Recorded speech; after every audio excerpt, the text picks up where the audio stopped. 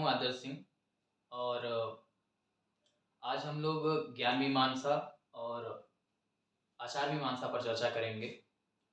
उसके अलावा हम लोग देखेंगे कि ये जो जगत है और जो जीव जंतु हैं, उसका निर्माण या विकास जो भी हुआ है, उसका मूल तत्व क्या है? उसके मूल तत्व के विषय में क्या दार्शनिक विचारधाराएँ हैं? तो जगत और जीव जंतु के विषय में कि ये जगत का निर्माण कैसे हुआ या विकास कैसे हुआ या जीव जंतु का मूल तत्व क्या है, इसके विषय में 3 विचारधाराएँ हैं, जिसे हम लोग जड़वाद या भौतिकवाद के नाम से जानते हैं, एक विचारधारा है। और दूसरी विचारधारा है प्रत्ययवाद और इसके अलावा एक है वस्तुवादी विचारधारा। तो इन पर भी चर्चा करेंगे। इसके अलावा हम लोग आगमन और निगमन, इसकी भी बातें करेंगे। ये जितनी भी चीज़ें हम लोग पढ़ रहे हैं, ये आगे हमें बहुत ही काम आने वाला है, क्योंकि ये फ़िलॉसफ़ी के कोर हैं। तो मैं आप लोगों से कहूँगा कि जो लोग पीछे वाला वीडियो नहीं देखे हैं, वो लोग पहले उसे भी देख लें। उसके बाद हम लोग नेक्स्ट वीडियो से प्लेटो को शुरू कर देंगे। फिर उसके बाद क्रमिकता से हम लोग एक दार्शनिक को पढ़ते चले जाएँगे। तो पिछली कक्षा में हम लोगों ने तत्वमीमांसा पूरा कवर कर लिया था। तो आज हम लोग ज्ञान मीमांसा शुरू करेंगे। तो बात की जाए अगर ज्ञान मीमांसा की,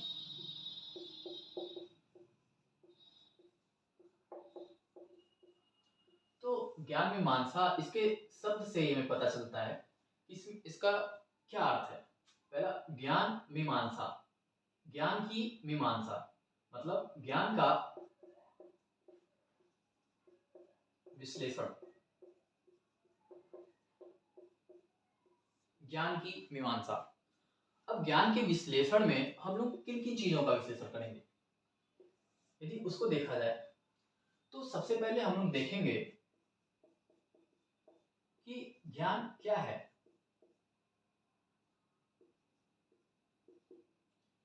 ज्ञान का स्वरूप क्या है।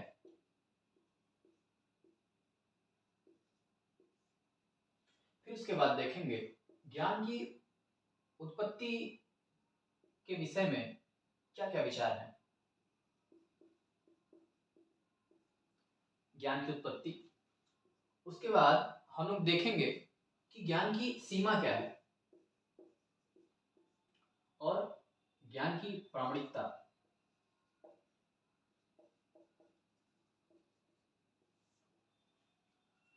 तो ज्ञान मीमांसा का अर्थ है ज्ञान का विश्लेषण, और हम लोग इसमें विश्लेषण करेंगे कि ज्ञान क्या है, ज्ञान का स्वरूप क्या है, ज्ञान की उत्पत्ति कैसे हुई, मतलब ज्ञान की उत्पत्ति के संबंध में क्या क्या विचार हैं, और ज्ञान की सीमा क्या है, और ज्ञान की प्रामाणिकता। ज्ञान की प्रामाणिकता, तो यदि बात की जाए ज्ञान का स्वरूप और ज्ञान क्या है, तो इसके संदर्भ में यदि प्लेटो की बात की जाए तो प्लेटो कहते हैं कि ज्ञान सार्वभौम और अनिवार्य सत्य है। जो सार्वभौम और अनिवार्य है वही ज्ञान है। यदि प्लेटो की बात की जाए तो प्लेटो कहते हैं कि जो सार्वभौम और अनिवार्य सत्य है वही ज्ञान है। अर्थात ज्ञान सार्वभौम और अनिवार्य होता है। सबसे पहले यदि बात की जाए प्लेटो की, तो प्लेटो का मानना है कि ज्ञान सार्वभौम होता है और अनिवार्य होता है। सार्वभौम अर्थात किसी भी टाइम और स्पेस में, किसी भी काल परिस्थिति में ज्ञान जो है एक ही होगा, वो चेंज नहीं होगा। सार्वभौम का अर्थ है किसी भी काल परिस्थिति में एक ही होना, और अनिवार्य का अर्थ है उसका कोई विरोधी तत्व ना होना, मतलब उसे कोई भी चीज उसे गलत नहीं साबित कर सकती। यदि एग्जाम्पल के तौर पे देखा जाए 2 + 2 = 4।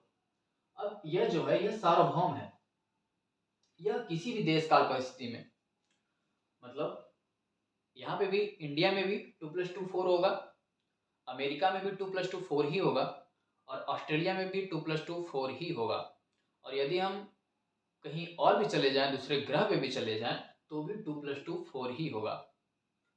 और अनिवार्य का अर्थ है कि मतलब यानी कि 2+2 इसका विरोधी कुछ नहीं होगा कि 2+2 कहीं 5 हो जाएगा, ऐसा कहीं नहीं होगा।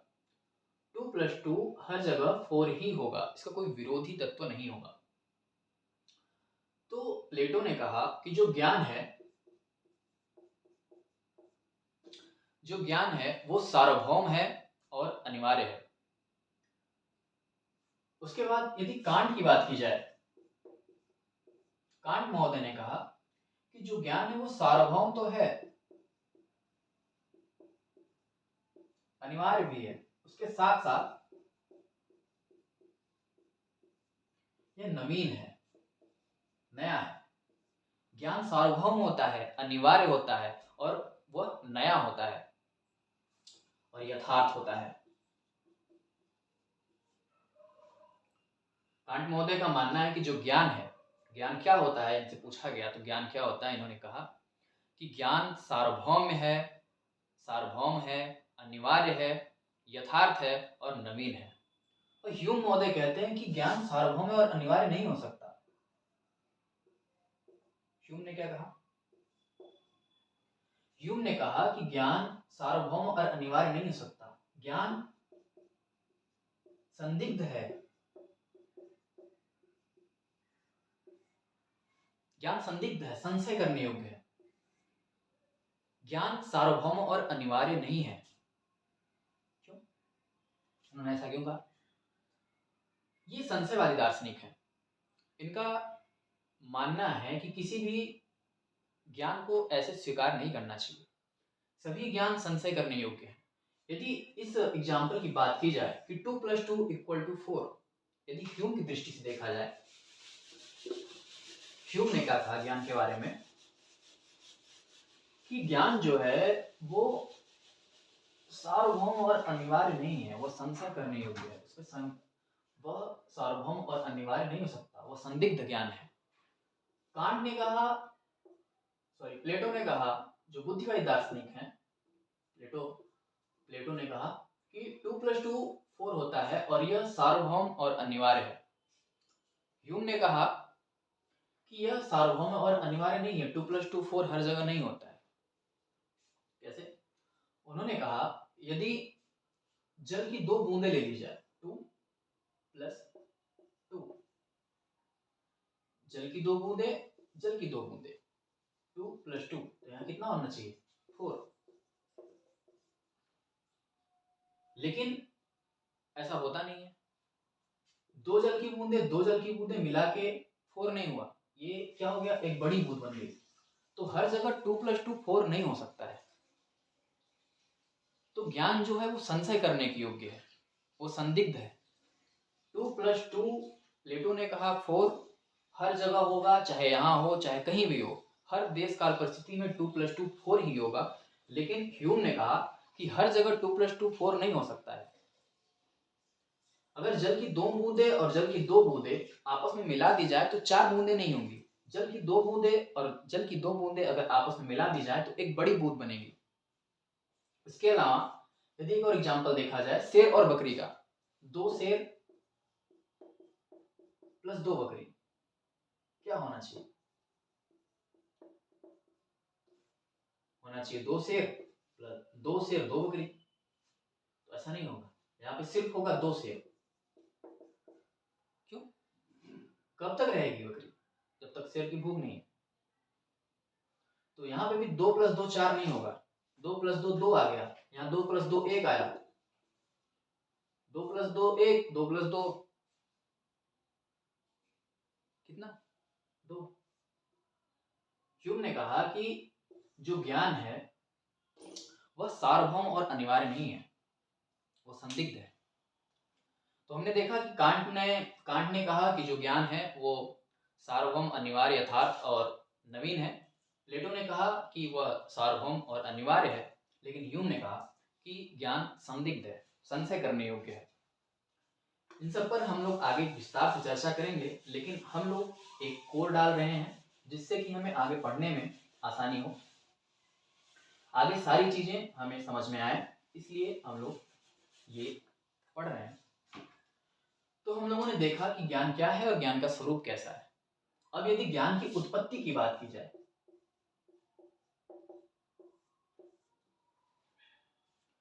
यदि ज्ञान की उत्पत्ति की बात की जाए तो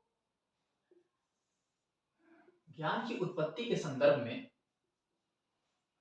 अब कुछ दार्शनिक ये मानते हैं कि जो ज्ञान की उत्पत्ति है वह बुद्धि से होती है, और कुछ दार्शनिक मानते हैं कि ज्ञान की उत्पत्ति अनुभव से होती है, यानी कि इंद्रियों से होती है। और कांट मानते हैं कि ज्ञान की उत्पत्ति के लिए बुद्धि और इंद्रिय दोनों की आवश्यकता होती है। तो जिन दार्शनिकों ने यह माना कि ज्ञान की उत्पत्ति बुद्धि से होती है, उन्हें कहा गया बुद्धिवादी दार्शनिक।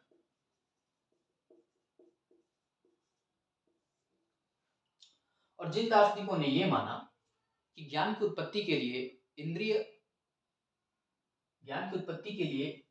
इंद्रिय ही जिम्मेदार हैं और सिर्फ ज्ञान की उत्पत्ति केवल और केवल इंद्रियों से होती है, उन्हें कहा गया अनुभववादी दार्शनिक।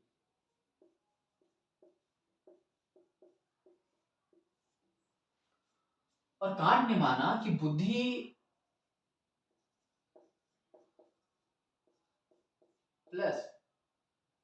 प्लस इंद्रिय मतलब अनुभव दोनों की आवश्यकता होती है, तो इन्हें कहा गया समीक्षावादी।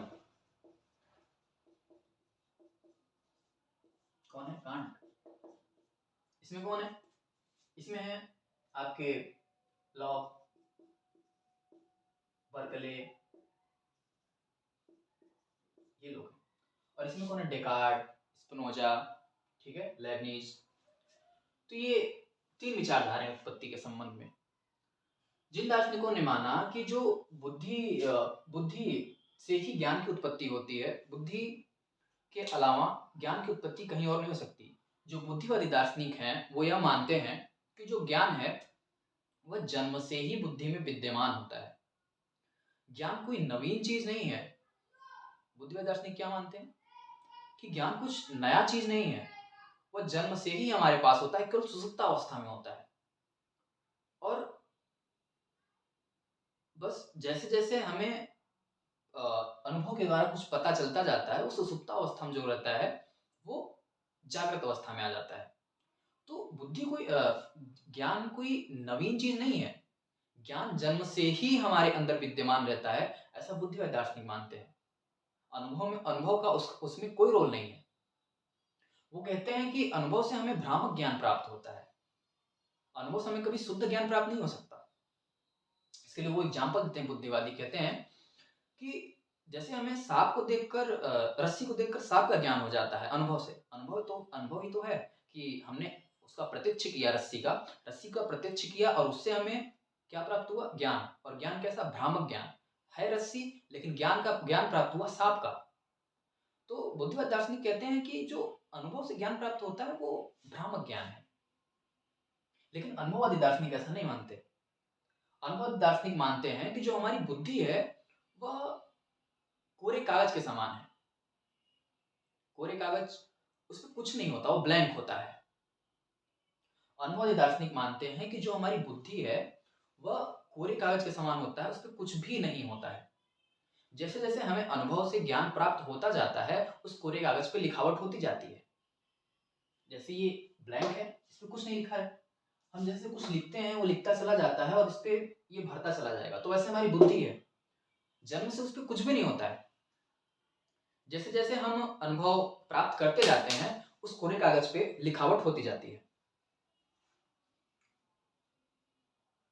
तो अनुभव दार्शनिक ऐसा मानते हैं। लेकिन जो समीक्षावादी हैं, कांट हैं, वो क्या कहते हैं कि ज्ञान हमें न तो सिर्फ बुद्धि से प्राप्त होता है, न ही सिर्फ अनुभव से प्राप्त होता है।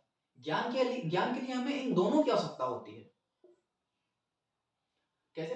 वो कहते हैं कि जैसे कोई वस्तु है, मान लीजिए कोई वस्तु है, ठीक है, और ये इंद्रिय है, ठीक है, और ये बुद्धि है, ठीक है, और ये यहाँ प्राप्त हुआ ज्ञान।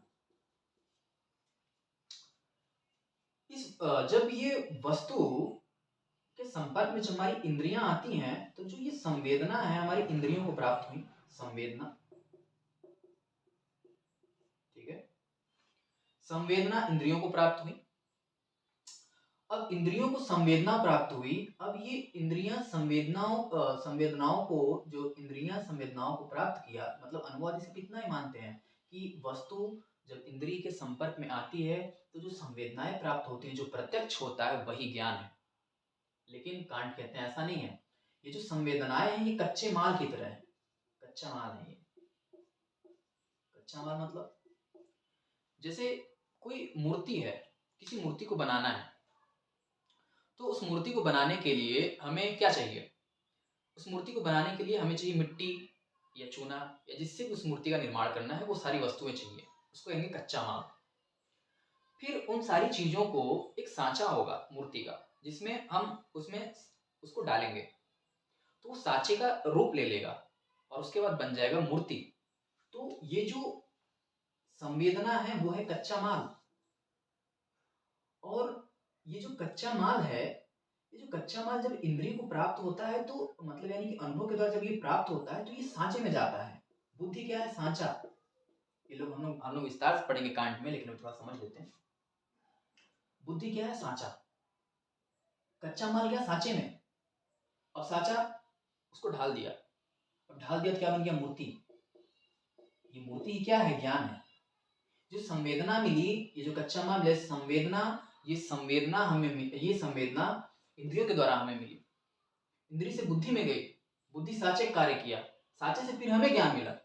तो इसमें केवल और केवल बुद्धि की आवश्यकता नहीं है कि केवल बुद्धि से ही हमें ज्ञान प्राप्त हो जाएगा या फिर केवल अनुभव से प्राप्त हो जाएगा। दोनों की आवश्यकता है। पहले अनुभव, अनुभव संवेदना, संवेदना, संवेदना से साचे में गया, साचे ने ढाल दिया उसको, बन गया ज्ञान, तब हमें प्राप्त हुआ ज्ञान। तो ये जो है, ये जो दर्शन है इसे कहा गया समीक्षावाद। ये कांट का दर्शन है, इसको हम लोग विस्तार से पढ़ेंगे आगे। तो उत्पत्ति के संबंध में, ज्ञान की उत्पत्ति के संबंध में हमने देखा कि बुद्धिवादियों का क्या विचार है कि जन्म से ही ज्ञान बुद्धि में विद्यमान रहता है। अनुभववादी मानते हैं कि बुद्धि कोरे कागज के समान है, उस पर अनुभव जैसे जैसे होता है फिर उस पर लिखावट होती जाती है। जबकि समीक्षावादी यानी कांट मानते हैं कि दोनों की आवश्यकता होती है। तो हम लोगों ने कितना देखा, उम्मीद है आपको समझ में आ रहा होगा। फिर उत्पत्ति के बाद यदि बात की जाए कि ज्ञान की सीमा क्या है, सीमा क्या है? ज्ञान की सीमा क्या? ज्ञान असीमित है? नहीं, सीमा तो होगी कुछ ना कुछ।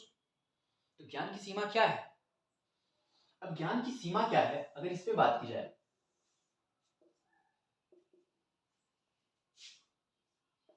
ज्ञान की सीमा क्या है? तो ज्ञान की सीमा अनुभववादी मानते हैं,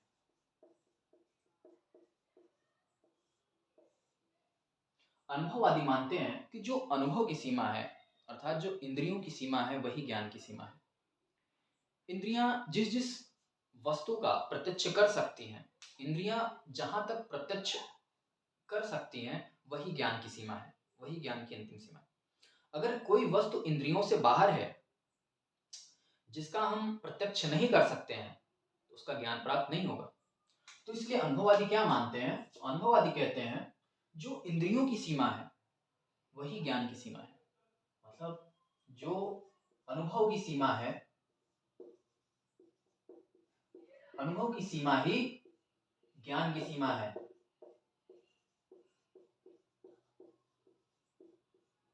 ये कौन मानता है? अनुभव की सीमा ही ज्ञान की सीमा है, ये अनुभववादी मानते हैं। हम यदि इस मार्कर का प्रत्यक्ष कर पा रहे हैं, यदि इस मार्कर को देख पा रहे हैं, अगर इसकी संवेदना हम हासिल कर पा रहे हैं तो ज्ञान है। लेकिन अगर हम इसकी संवेदना नहीं, अगर मान लीजिए ऐसा हो जाए कि मैं इसकी संवेदना हासिल नहीं कर पा रहा हूं, तो हमारे ज्ञान की सीमा से बाहर है। तो हमारे ज्ञान की सीमा वहीं तक है जहां तक हम अनुभव कर सकते हैं, ऐसा अनुभववादी मानते हैं। जबकि बुद्धिवादी मानते हैं कि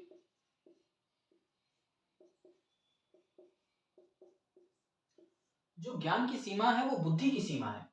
जो हमारी बुद्धि की सीमा है वही ज्ञान की सीमा है। मतलब बुद्धि की सीमा ही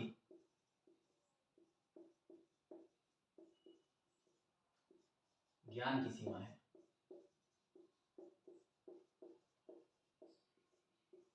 क्या है? बुद्धि की सीमा ही ज्ञान की सीमा है। यदि बात की जाए तो फिर उसके बाद यदि बात की जाए प्रामाणिकता की, प्रामाणिकता से पहले एक चीज और देख लेते हैं, कांट का भी, समीक्षावाद का। तो कांट क्या मानते हैं कि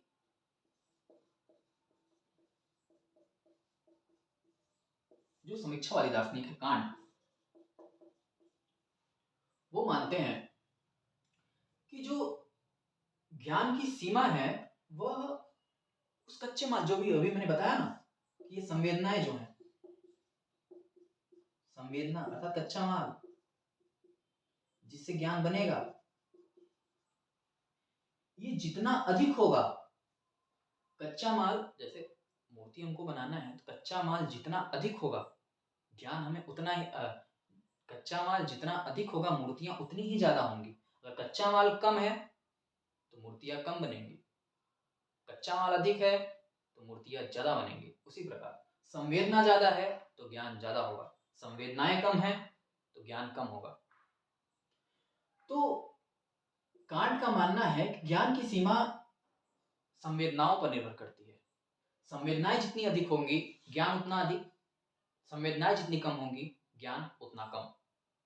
तो हम लोगों ने देखा कि ज्ञान की सीमा, अनुभववादी मानते हैं कि अनुभव की सीमा जो है, जो इंद्रियों की सीमा है, हम जितना प्रत्यक्ष कर पाते हैं वही ज्ञान की सीमा है। बुद्धिवादी मानते हैं कि हमारी बुद्धि की जितनी सीमा है वही हमारी ज्ञान की सीमा है। और कांट मानते हैं कि जो संवेदनाएं हैं, संवेदनाएं जितनी अधिक होंगी ज्ञान उतना अधिक होगा।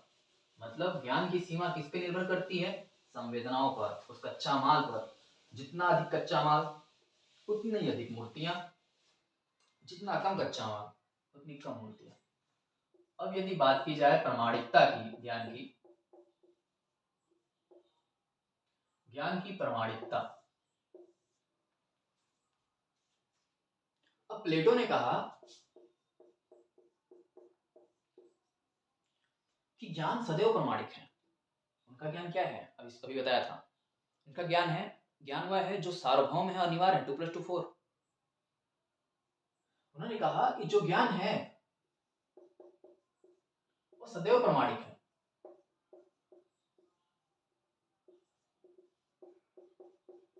क्या कहा? जो ज्ञान है वो सदैव प्रामाणिक है। ज्ञान सदैव प्रामाणिक है। लेकिन यदि बुद्धिवाद की बात की जाए, बुद्धिवादी दार्शनिक ये कहते हैं कि ज्ञान तभी प्रामाणिक है, ज्ञान सदैव नहीं प्रामाणिक है। ज्ञान की प्रामाणिकता के लिए आवश्यक है कि हमारी बुद्धि को पूर्वाग्रहों से मुक्त होना चाहिए। क्या है? पहले जान लेते हैं, पहले लिख लेते हैं कि पूर्वाग्रहों से मुक्त बुद्धि में ही प्रामाणिक ज्ञान हो सकता है। ज्ञान की प्रामाणिकता किस पर निर्भर करती है?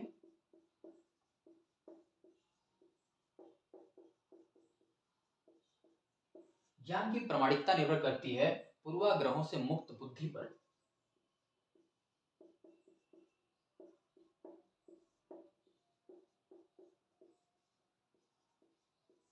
यदि हमारी पूर्वाग्रहों से मुक्त है बुद्धि, पूर्वाग्रह क्या होते हैं? जो पहले से ही हमारे मन में विद्यमान हो। जैसे हमारे दादा परदादाओं द्वारा हमें कुछ सिखा दिया जाता है, जो पीढ़ी दर पीढ़ी चला आता है, वो भी एक पूर्वाग्रह है। जिसको हम सच मानते हैं, जिस पर हम कभी विचार करना ही नहीं चाहते कि वो सत्य है या असत्य है, क्या उनकी बताई हुई बातें भी गलत हो सकती हैं। अब जैसे एक एग्जाम्पल लिया जाए कि अगर मध्य युग की बात करें तो मध्य युग में पोप का शासन था। उनका हर जगह वर्चस्व था, सामाजिक, राजनीतिक हर जगह पे। उनका उनकी बातों का जो अवहेलना करता उसे ईश्वर, उनका मानना था कि उसे ईश्वर दंड देगा, मृत्यु दंड। उसके उसके लिए उन्हें मृत्यु दंड दिया भी जाता था। सब लोग ये बात मानते भी थे, सबको सिखाया भी जाता था। तो जब तक पूर्वाग्रहों से उन्मुक्त होकर लोग सोचते ना, तब तक दर्शन कैसे आगे बढ़ता। डेकार्ट ने सारी पूर्वाग्रहों को छोड़कर मैथ मैथ की तरह, जैसे गणित में निश्चितताएं होती, उसमें निश्चितता लाने का प्रयत्न किया। सारे पूर्वाग्रहों को छोड़ दिया। ईश्वर दंड देता है, नहीं सोचना है। अगर ये मानते रहो कि ईश्वर दंड है, अगर अगर यहाँ पे ये माना जाता रहता कि जो पृथ्वी है उसके चारों ओर सूर्य घूम रहा है, तो क्या आज तक हमें सत्य ज्ञान का पता चलता? आज भी हम यही मान रहे होते कि जो पृथ्वी सेंटर में है और सभी ग्रह उसके चारों तरफ चक्कर लगा रहे हैं, ऐसा मानना था। लेकिन पूर्वाग्रहों से मुक्त होके उसकी खोज की गई, जो आज हम लोग जानते हैं कि पृथ्वी सूर्य के चारों तरफ चक्कर लगाती है, ना कि सूर्य। तो पूर्वाग्रहों से मुक्त होकर, यदि हम विचार कर रहे हैं, यदि पूर्वाग्रहों से हमारी बुद्धि मुक्त है, तो ही प्रमाणिक ज्ञान प्राप्त हो सकता है। अब जैसे अगर सौंदर्यता की बात करें तो इसके लिए भी हमारे मन में पूर्वाग्रह है। सौंदर्यता का अर्थ हमारे समाज में क्या है? एक सुंदर व्यक्ति का क्या अर्थ है? लंबा हो, चौड़ा हो, रंगोरा हो, नाक नक्श अच्छे हो, या फिर कुछ और? पर्सनालिटी, क्या अर्थ है पर्सनालिटी का? लंबा हो, चौड़ा हो, हट्टा कट्टा हो? ये नहीं, ये पूर्वाग्रह है। हम उसके सुंदर विचारों की बात नहीं करेंगे। हम बात करेंगे तो सिर्फ उसकी, जो हमारे मन में पूर्वाग्रह भर दिया गया है, फिजिकल चीजें देखेंगे। अगर कहीं किसी की शादी भी हो रही है तो भी अगर सुंदरता की बात हो रही है तो उसके विचारों की बात नहीं होगी। गोरा रंग, ये सारी चीजें। तो मेरा कहने का मतलब ये है, यदि हमें सत्य ज्ञान की प्राप्ति करनी है, या यदि प्रमाणिक ज्ञान प्राप्त करना है, तो बुद्धिवादी दार्शनिक कहते हैं कि प्रमाणिक ज्ञान के लिए हमें पूर्वाग्रहों से मुक्त होना पड़ेगा। जब तक हम पूर्वाग्रहों से मुक्त नहीं होंगे, हमें प्रमाणिक ज्ञान नहीं प्राप्त हो सकता। फिर उसके बाद एक बात की जाए अनुभववादी दार्शनिक की।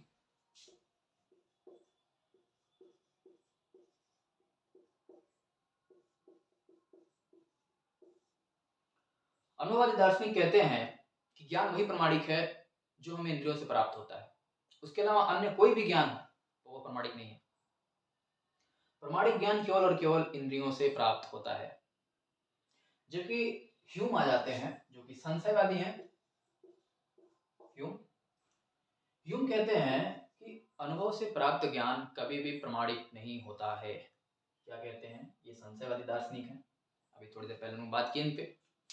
ह्यूम कहते हैं कि अनुभव से प्राप्त ज्ञान कभी प्रमाणिक ज्ञान नहीं होता है। तो इस प्रकार हमने देखा ज्ञान की प्रमाणिकता, ज्ञान की सीमा देख ली, ज्ञान की उत्पत्ति देख ली। तो हम लोगों को ज्ञान मीमांसा में लगभग इन्हीं सब प्रमाणिकता, स्वरूप और ज्ञान क्या है, ज्ञान की उत्पत्ति क्या है, स्रोत क्या है, कैसे ज्ञान प्राप्त होता है, प्रमाणिक ज्ञान क्या है, इन्हीं सारी चीज़ों पे हम लोग ज्ञान मीमांसा पे चर्चा करेंगे। हर एक दार्शनिक में कहीं ना कहीं टच होगा। तो ज्ञान मीमांसा पे हम लोगों ने बात कर लिया। उसके बाद हम लोग बात करेंगे आचार मीमांसा पर। हम लोग दर्शन में आचार मीमांसा में क्या पढ़ेंगे? आचार मीमांसा का अर्थ होता है नीति शास्त्र, मतलब जो इथिक्स। हाँ, मैं आप लोगों से ये भी कहना चाहता हूँ कि अगर आप लोग इथिक्स पढ़ना चाहते हैं तो मैं इथिक्स भी पढ़ा सकता हूँ पूरा, लेकिन अभी मुझे सपोर्ट उतना मिल नहीं रहा है। मुझे जैसे ही सपोर्ट मिलना शुरू होता है, मैं बहुत सी चीज़ें लेकर आने वाला हूँ। अगर आप लोग पढ़ेंगे तो इथिक्स और अन्य सब्जेक्ट भी, जीएस के, जिस पेपर 4 में अपना इथिक्स है, आप लोग जानते होंगे। इसके अलावा इकोनॉमी, पॉलिटी और सारी चीज़ें भी मैं पढ़ाऊँगा। अगर आप लोग पढ़ना चाहेंगे तो, नहीं पढ़ना चाहेंगे तो कोई नहीं। तो हम लोगों ने बात कर लिया ज्ञान मीमांसा पर, तत्व मीमांसा पर हम लोगों ने कल बात कर ली थी। अब बात करना है आचार मीमांसा पे।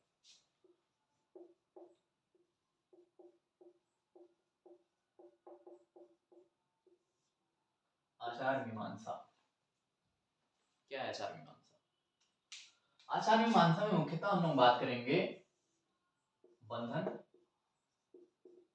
और मोक्ष। इन्हीं से पूरी नैतिकता आ जाएगी। अगर ये अवधारणा है तो नैतिकता है, बंधन और मोक्ष।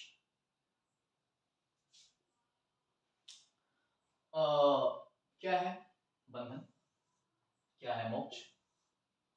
यदि बात की जाए बंधन की, तो ज्यादातर दार्शनिक ये मानते हैं कि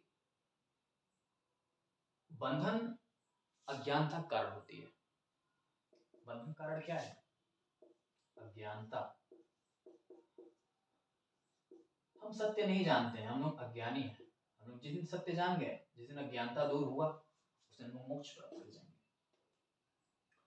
अज्ञानता के कारण क्या होता है? दुख। ठीक है, अज्ञानता का कारण होता है दुख, और ये दुख ही अज्ञानता कारण है दुख, और दुख से ही इंसान बंधन पड़ा रहता है। और बंधन क्या है? जन्म और मृत्यु, इनके चक्र में फंसे रहना। जन्म लेना, मृत्यु करना, फिर जन्म लेना, फिर मृत्यु, जन्म मृत्यु, जन्म मृत्यु। इस चक्कर में फंसे रहना, इस चक्र में फंसे रहना ही बंधन है। इसकी मुक्ति के लिए जरूरी है कि हम सत्य को जाने, पहचाने। सत्य क्या है? ज्यादातर दार्शनिक क्या बात करते हैं? सत्य क्या है? ईश्वर। हम परम तत्व को जिस दिन जान गए, जानने का मतलब ये नहीं कि मैं मुंह से बोल दिया कि परम तत्व होता है, ये नहीं। परम तत्व की अनुभूति, आत्म अनुभूति होना जिस दिन हमें हुआ, उस दिन ये सारे बंधन टूटे, दुख टूटा, अज्ञानता टूटी, और हम मोक्ष। मोक्ष मरने के बाद ही नहीं मिलता, मोक्ष पहले भी मिल सकता है।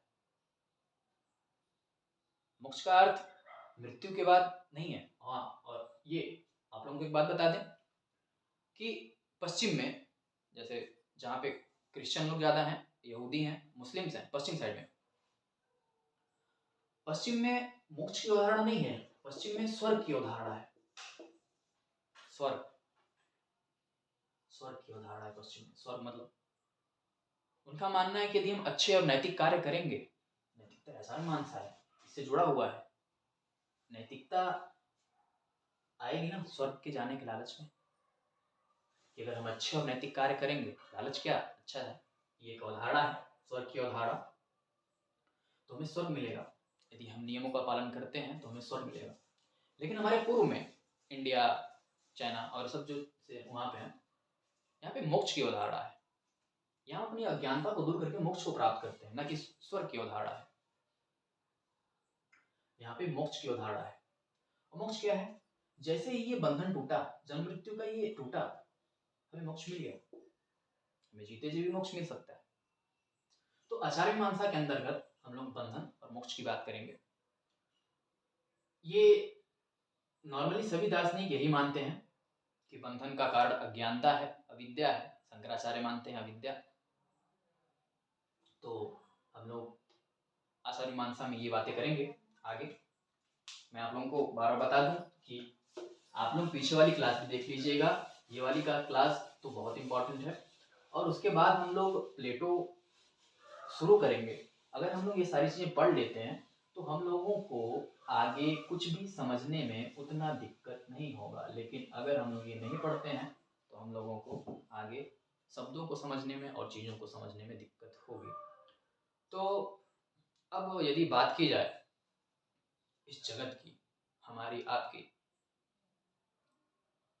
कि हमारे और आपके, हम और आप जो हैं, उसका मूल तत्व क्या है? हमारा अगर सबसे सूक्ष्मतम अगर खोजा जाए, सूक्ष्मतम, या फिर हम लोग कैसे हैं, क्या है मूल तत्व, क्या है जगत का मूल तत्व, क्या है हमारा मूल तत्व, क्या है आपका मूल तत्व, क्या है? यदि इस पर बात किया जाए तो इसके संदर्भ में 3 विचारधाराएं आती हैं, 3 दार्शनिक विचारधारा हैं। क्या क्या? इसमें सबसे पहले तो आता है जड़वाद। अब जड़वाद क्या है? जड़वाद मतलब भौतिकवाद।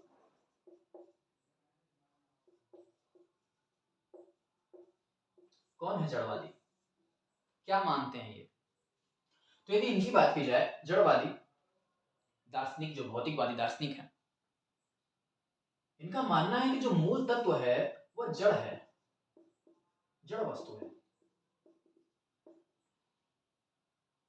इसमें चेतना नहीं है, वो जड़ वस्तु है। और इसी जड़ वस्तु से जगत का निर्माण हुआ है, और इसी जड़ वस्तु से जीव जंतु का निर्माण भी हुआ है। जो पारिस्थितिकी, उसका निर्माण भी इन्हीं जड़ वस्तुओं से हुआ है। आप भी जड़ है, मैं भी जड़ हूं। हमें चेतना कैसे? तो ऐसा जब जड़ वस्तु से हमारा निर्माण हुआ है तो हमारे अंदर चेतना की अनुभूति, हमें चेतना, हम लोग विचार कर सकते हैं, चेतन है। तो चेतना कहां से? तो जड़वादी कहते हैं कि जैसे शराब, गन्ने में शराब का गुण, जब गन्ना होता है उसमें शराब गुण नहीं होता है, लेकिन जब एक निश्चित मात्रा, निश्चित चीजें, निश्चित टेम्परेचर, निश्चित जब निश्चितता आती है उसमें, तो वो एक नया रूप ले लेता है। तो उसी प्रकार जब जड़ वस्तुएं एक निश्चित मात्रा में मिलती हैं, निश्चितता में यदि मिलती हैं, तो उसमें सामंजस्य आ जाता है। उसके बाद उसमें चेतना का विकास होता है, चेतना अपने आप आ जाती है जड़ ही। मैं भी जड़ हूं, आप भी जड़ हैं। जड़वादी ऐसा मानते हैं कि सब कुछ जड़ है, चेतन नाम का कोई चीज नहीं होता है। अर्थात जो मनुष्य का निर्माण हुआ है वो जड़ वस्तुओं से हुआ है। मनुष्य के लिए ईश्वर की कोई आवश्यकता नहीं। इसे जड़वादी कहते हैं, ईश्वर को मानने वाले सभी मूर्ख हैं। ईश्वर को मानने वाले सभी मूर्ख हैं, ऐसा जड़वादी मानते हैं कि ईश्वर को मानने वाले सभी क्या हैं? मूर्ख हैं। ईश्वर कोई भूमिका ही नहीं है, न जगत के निर्माण में, न जीव जंतुओं के निर्माण में। ईश्वर की कोई भूमिका नहीं है, ईश्वर की भूमिका नहीं है। तो जड़वादी ऐसा मानते हैं कि ईश्वर की भूमिका नहीं है। अब जड़वादी में कौन आता है? चार्वाक। चार्वाक, अब चार्वाक क्या कहता है? जब तक जियो उधार लो, किसी से पैसा मांगो उधार लो, घी पियो, मस्त रहो, किसी चिंता की आवश्यकता नहीं है, सो आराम से, खाओ पियो, ऐश करो, वही स्वर्ग है, वही है सब कुछ। और क्या जड़वादी क्या मानते हैं? ये जो प्रकृति है, जो जगत है, इसमें जितनी भी सुंदर वस्तुएं हैं, उन सभी वस्तुओं पर मनुष्य का अधिकार है। उन सभी वस्तुओं का मनुष्य दोहन करेगा। जड़वादी, हम आज देख रहे हैं, हम आज शायद हम लोग चारवाकी ही हो गए हैं। हम लोग क्या कर रहे हैं? ये न कर रहे हैं। हर जो प्रकृति है, पेड़ पौधे काटे जा रहे हैं, सुंदरता क्या है? वही ना है। पेड़ पौधे, जीव जंतु, पशु पक्षी सब विलुप्त हो रहे हैं। कुछ है? हम लोग क्या कर रहे हैं? यही कर रहे हैं। हम लोग भी जड़वादी ही हैं। सिर्फ कहने को हम लोग बहुत नैतिक इंसान हैं, हम लोग बहुत बड़े अनैतिक इंसान हैं। तो जो जड़वादी है, उनका मानना है कि जो संसार की संपूर्ण वस्तुएं हैं, जितनी भी सुंदर वस्तुएं, सब मनुष्य का अधिकार, उसको दोहन कर सकता है, चाहे जैसे दोहन करे, बस सुखी रहे। जब तक जियो सुखी से, पैसा लो, उधार लो, जियो, ऐसा जड़वादी मानती है। चारवाकी का मानना है। इससे क्या उत्पन्न होती है? अनैतिकता, समाज में अनैतिकता आती है। तो ये जड़वादी दार्शनिक, इस बाद में बात करेंगे, हम लोग चारवाक की बात करेंगे, तो इसके विषय में ज्यादा बात करेंगे। तो जड़वादी दार्शनिक मानते हैं कि जो जगत और जीव जंतुओं का मूल तत्व है, जिससे उनका निर्माण या विकास हुआ है, वो है जड़ वस्तु। और चार्वाक कौन कौन सी जड़ वस्तुओं को मानते हैं, क्या किन किन चीजों से मिलकर बना हुआ है? आकाश को छोड़कर बाकी सारी चीजों को मानते हैं। आकाश को छोड़कर जल, वायु, अग्नि, पृथ्वी, ये चार मूल तत्व मानते हैं चारवाकी। और मैंने कल की कक्षा में बताया था चारवाकी ये चार मूल तत्व मानते हैं। और जो साइंस है वो भी जड़ तत्वों को मानता है। तो वो जिन जड़ तत्वों को मानता है वो है हाइड्रोजन और हीलियम, ये मैंने कल की कक्षा में बताया था। और इसके अलावा यदि जड़वादियों की बात की जाए, भौतिकवादियों की, तो ये जो पुरुषार्थ है, इसे दो पुरुषार्थ मानते हैं। कौन कौन सा? पहला पुरुषार्थ काम और अर्थ, धन। इनको सिर्फ दो चीज चाहिए पुरुषार्थ में। काम चाहिए, भोग की वस्तुएं, सारी भोग की वस्तुएं। अर्थ चाहिए, धन। धन चाहे जैसे आए, इच्छा पूरी होने के लिए। तो ये सिर्फ दो पुरुषार्थ मानते हैं, काम और अर्थ। तो इतनी चीजें हो गई जड़वादियों के लिए। और रही बात दूसरे दार्शनिक विचारधारा की कि कैसे हुआ इस जगत का निर्माण या विकास, कैसे हुआ इन जीव जंतुओं का निर्माण या विकास, तो वो है प्रत्ययवादी।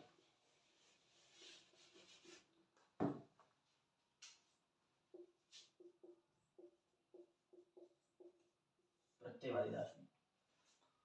अब प्रत्ययवादी कौन है?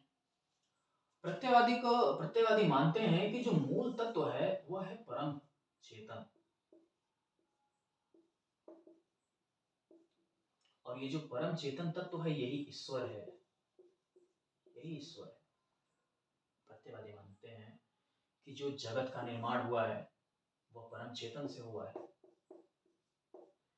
जो जीव जंतु हमारा आपका सबका निर्माण या विकास हुआ है वो इस परम चेतन तत्व से हुआ है। ये जितनी भी वस्तुएं हैं ये सब उसी से बनी हुई हैं, उसके सब एट्रीब्यूट्स हैं, सब उसकी अभिव्यक्ति हैं, सब उसी से निकले हुए हैं। कुछ भी अचेतन कुछ भी नहीं है। ये मार्कर भी चेतन है, इसमें भी चेतना है। हेगल क्या कहते हैं कि सभी वस्तु चेतन है, ऐसा कुछ भी नहीं है जिसमें चेतना नहीं है। ये इसमें कब चेतना जागृत हो जाए, चेतना है सुषुप्तावस्था में, इसमें कब चेतना जागृत हो जाए, कब बोलने लगे, किसी को कुछ नहीं पता है। कहते हैं कि जो कुछ भी मार्कर, बोर्ड, फोन, कुछ भी आप, मैं, नाली, कूड़ा, सब कुछ चेतना, सब कुछ परम चेतन तत्व से बना हुआ है, सब कुछ उसकी अभिव्यक्ति है। ऐसा कुछ भी नहीं है जो उससे अलग है। तो प्रत्ययवादी दार्शनिक मानते हैं जो जगत का मूल तत्व है, जगत और जीव जंतुओं का, वो परम चेतन तत्व है। चेतना के अलावा कुछ भी नहीं है। हेगल क्या कहते हैं कि जो पत्थर है उसमें भी चेतना है, लेकिन कम है थोड़ा। पत्थर पत्थर में भी चेतना है। पत्थर से थोड़ी ज्यादा चेतना किसमें हुई?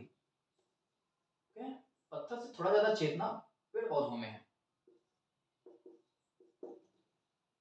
इससे थोड़ी ज्यादा चेतना आ गई कीटों में, कीट पतंगे, ठीक है। इससे थोड़ी सी ज्यादा चेतना, और इससे थोड़ी ज्यादा चेतना आ गई पक्षियों में। इससे थोड़ी ज्यादा चेतना आई इसमें, पशुओं में। इससे थोड़ी ज्यादा चेतना आई मनुष्य में। इस सब कुछ बने हुए हैं किससे? परम चेतन से। परम चेतन कौन है? ईश्वर। तो ये हुआ। तो ये प्रत्ययवादी दार्शनिक मानते हैं कि जो मूल तत्व है सृष्टि का, जीव जंतुओं का, वो है परम चेतन तत्व। उसके बाद यदि बात की जाए वस्तुवादी दार्शनिकों की, तो वस्तुवादी जो तीसरी विचारधारा है जगत और जीव जंतुओं के मूल तत्व के विषय में, वो है वस्तुवाद। वस्तुवाद, मैं बार बार कह रहा हूँ कि ये कोर है, आप लोगों को बहुत ध्यान से पढ़ना चाहिए, और जब तक ये चीज़ें नहीं समझ में आएंगी आगे पढ़ने में मज़ा नहीं आएगा, ठीक है। तो ये हुआ वस्तुवाद। अब वस्तुवाद में यदि बात की जाए कि वस्तुवादी किसको मूल तत्व मानते हैं, वस्तुवादी कहते हैं जो मूल तत्व है वो सिर्फ जड़ और सिर्फ चेतन नहीं है, जड़ भी है प्लस चेतन भी, जड़ भी है चेतन भी है। जड़ से बना जगत, जगत में जितनी वस्तुएं सब जड़ है, ठीक है। जड़ से बना जगत और चेतना से बना जीव जंतु, हम आप।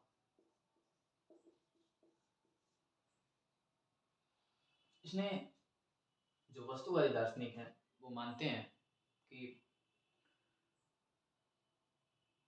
जगत और जीव जंतुओं का निर्माण सिर्फ और सिर्फ न तो चेतना से हुआ है, न ही सिर्फ और सिर्फ जड़ वस्तुओं से हुआ है। उसके लिए दोनों जरूरी हैं। जड़ वस्तुओं से जगत का निर्माण हुआ है, जड़ तत्वों का निर्माण हुआ है, और जितनी भी जड़ वस्तुएं हमें दिखाई देती हैं वो जड़ से बनी हुई हैं, और जितनी भी चेतना हमें दिखाई, चेतन वस्तु दिखाई देती, जीव जंतु पशु पेड़ पक्षी सब जितने भी दिखाई देते हैं उसके लिए चेतन तत्व है। तो मूल तत्व वस्तुवादी दोनों को मानते हैं। तो हम लोगों ने ये बात कर लिया, उम्मीद है आप लोगों को समझ में आ रहा होगा। उसके बाद फिर हम लोग कुछ शब्दों की बात कर लेते हैं, जो कि ये भी आगे काफ़ी काम आने वाला है।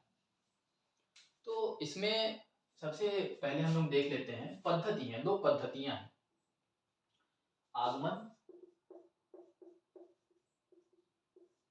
और निगमन। पहले आगमन की बात कर लेते हैं। आगमन क्या है? आगमन का अर्थ है कि किसी विशिष्ट विशेष से सामान्य की ओर जाना। इसको मैं समझाता हूँ। सामान्य मतलब यूनिवर्सल, सार्वभौम जैसा, यूनिवर्सल। किसी पर्टिकुलर से, किसी एक वस्तु से सामान्य का पता लगाना कि सभी वैसे होंगे। एक इंसान को जान के सभी को पता बता देना कि वहाँ अगर इस कक्षा में एक विद्यार्थी ऐसा है, मतलब यानी वहाँ सभी ऐसे होंगे, ऐसा बोल देना, ऐसा समझना। कुछ मैं बता रहा हूँ। जैसे अगर एग्जाम्पल की बात की जाए, विशेष मतलब पर्टिकुलर, सिंगल चीज से, ठीक है, किसी पर्टिकुलर से, सिंगल ही नहीं पर्टिकुलर, सिंगल शब्द गलत हो जाएगा, किसी पर्टिकुलर से किसी विशेष से सामान्य की ओर जाना क्या है? आगमन। कैसे? जैसे बहुत ही फेमस एग्जांपल है कि राम मरणशील है, मतलब राम मरणशील है और राम एक मनुष्य है।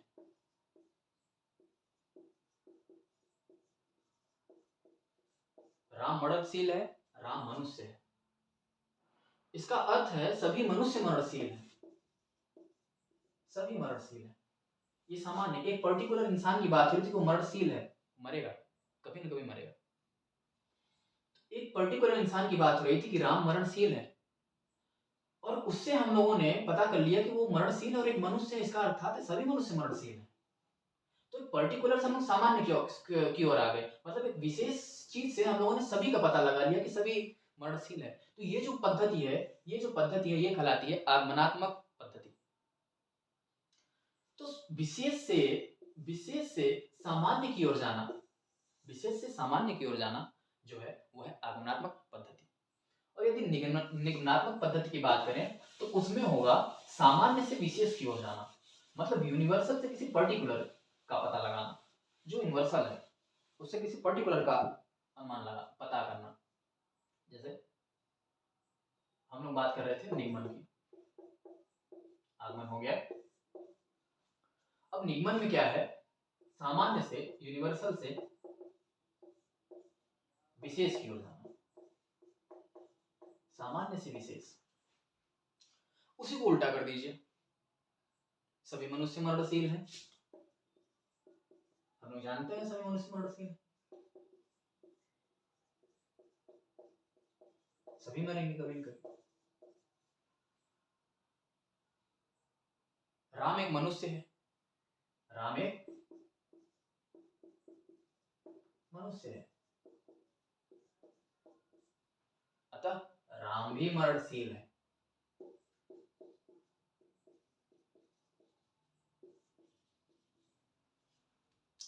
ये हो गया निगमन। मतलब सभी, मतलब सामान्य जो यूनिवर्सल है, उस सामान्य से हम लोग विशेष की ओर गए, किसी एक इंसान के बारे में। जैसे अगर अगर आपको ही बोलना हो, हम जान रहे हैं कि सभी मनुष्य मरणशील है, इसका मतलब मैं या आप भी मरणशील हैं, मरेंगे कभी न कभी। तो ये हो गया, ठीक है। तो हम लोगों ने इतना बात कर ली, और देख लेते हैं कुछ और अगर शब्द हो तो, नहीं तो क्लास लंबी हो चुकी है। कल से हम लोग, कल से नहीं, नेक्स्ट क्लास से जब भी होगा, हम लोग प्लेटो को शुरू करेंगे, प्लेटो को प्रारंभ करेंगे। इसमें प्रमाण है, प्रमाण हम आप लोगों को कभी बीच में समझा देंगे। इसके अलावा यदि कुछ शब्द हैं, अगर उसको जानना चाहें आप, प्रमा, अप्रमा, प्रमा, प्रमा और प्रमेय, इन सबको मैं भी डिफाइन कर देता हूँ। प्रमाण और प्रमाता। प्रमा क्या है? प्रमा है शुद्ध ज्ञान, और अप्रमा क्या है? अप्रमा है अशुद्ध ज्ञान। प्रमेय क्या है? प्रमेय है ज्ञान का विषय,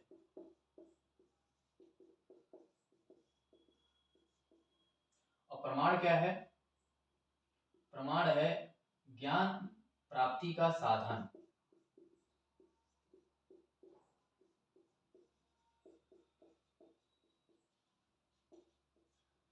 और प्रमाता क्या है? ज्ञान प्राप्त करने वाला।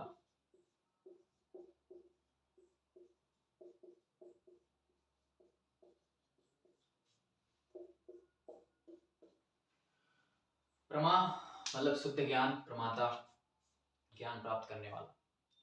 यदि इसको समझा जाए, यदि सिंपल एग्जांपल से यदि हम बात करें, या अपनी और हम आप बात कर लेते हैं। ज्ञान प्राप्त करने वाला कौन है? मैं हूं और आप हैं। तो हम और आप क्या हो गए? हम और आप ज्ञान प्राप्त कर रहे हैं, हम और आप क्या हो गए? प्रमाता। हमारी ज्ञान प्राप्ति का साधन क्या है? ये बोर्ड, मार्कर, कॉपी, किताब, पेन, आपका फोन जिससे आप देख रहे हैं। प्रमाण अभी बोला, प्रमाण मैं आगे लूंगा, इस पे क्लास ले लूंगा, बीच में समझा दूंगा। प्रमाण वैसे 6 प्रकार के प्रमाण होते हैं, लेकिन हम लोग जिस प्राप्त कर रहे हैं प्रत्यक्ष प्रमाण। प्रत्यक्ष प्रमाण अगर हम बताएं तो प्रत्यक्ष प्रमाण होता है, फिर अनुमान होता है, शब्द होता है, ऐसे 6 प्रमाण होते हैं। तो हम लोग क्या कर रहे हैं? प्रमाण प्रत्यक्ष कर रहे हैं। किसका? मोबाइल में आप देख रहे हैं, अपने इंद्रियों द्वारा ज्ञान, इंद्रियों द्वारा उसका प्रत्यक्ष कर रहे हैं, उससे आपको ज्ञान मिल रहा है, तो वो साधन है।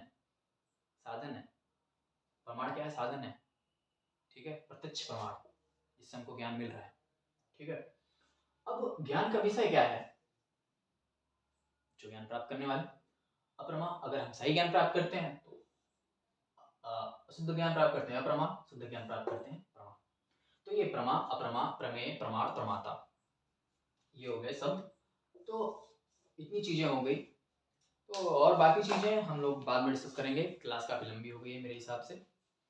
तो यदि, फिर से वही कहूँगा, यदि पढ़ाने का तरीका अच्छा लग रहा है आप लोगों को तो सपोर्ट करिए, लाइक करिए, शेयर करिए। और अगर आप लोग सपोर्ट करते हैं, आप लोग कुछ भी कर रहे हो, नेट जेआरएफ भी अगर कर रहे हो तो भी आप लोग पढ़ें, बीए कर रहे हो, मैं कर रहे हो तो भी पढ़ें। हर चीज़ में अगर फिलॉसफी अगर अगर है आप लोगों का, तो आप लोगों को ये काम आएगा। वैसे हम लोग चलेंगे यूपीएससी सिलेबस के हिसाब से, मैंने आपको पहले ही क्लियर कर दिया था। और यूपीएससी का सिलेबस क्लियर होने के बाद फिर उसके बाद हम लोग नेट जेआरएफ की चीज़ें जो बच जाती हैं, जैसे लॉजिक बच जाएगा और बाकी चीज़ें जो बच जाएंगी, और थेरीज, अरस्तु, ये सारी चीज़ें जो हैं आगे की हैं वो भी बच जाएंगी। जो भी चीज़ें बच जाएंगी वो सब हम लोग कवर कर लेंगे बाद में।